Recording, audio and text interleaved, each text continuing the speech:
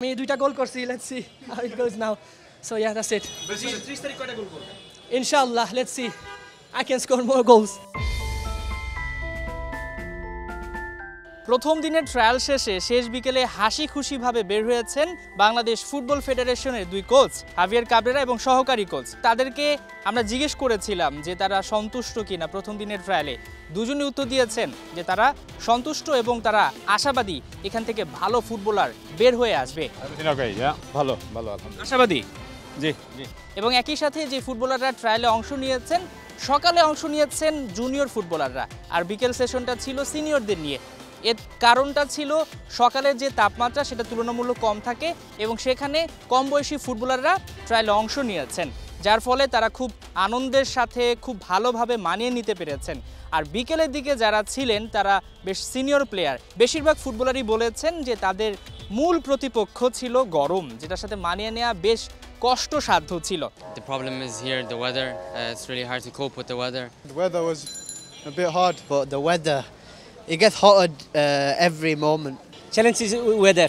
সবাই বলতেছে আর কি একটু খুব বেশি গরম গরম, মানে আমি ইউজ টু আছি টু বি অনেস্ট। আমি আর আসছি বাংলাদেশে খেলছি, সো কেমন গেল? ভালো ভালো, very well. ওয়েদার নিয়ে কোনো সমস্যা হয়েছে গরম? No, actually I got adjusted, so yeah, good. প্রথম দিনের যে ট্রায়ালটা অনুষ্ঠিত হয়েছে সেখানে জুনিয়র এবং সিনিয়র মিলিয়ে প্রায় 50-এর মতো ফুটবলার অংশ নিয়েছে এবং প্রত্যেকেই সন্তুষ্ট, প্রত্যেকেই আশাবাদী, তারা কাজ করে আনন্দিত এবং একই সাথে যে কোচ রয়েছেন যারা এই দায়িত্বটা পালন করছেন তারাও আনন্দিত, আশাবাদী এখান থেকে বাংলাদেশের ভবিষ্যতের তারা উঠে আসবে।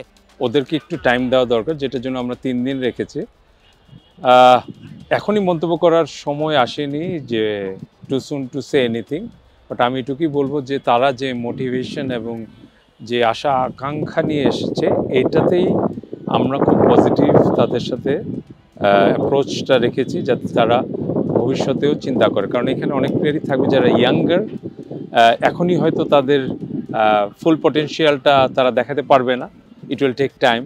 কিছু কিছু প্লেয়ারদের বিভিন্ন পজিশনাল খেলা আমরা নজরে রাখছি এবং এটা তাদেরকে একটা ফিডব্যাক আমরা দিব যে কোথাও ইমপ্রুভমেন্টের জায়গা কোথায় আছে। তো আশা করি হোপফুলি আমরা যে we will be there in our approach, যেটার জন্য আসলে করা এটাতে আমরা সাকসেসফুল হব।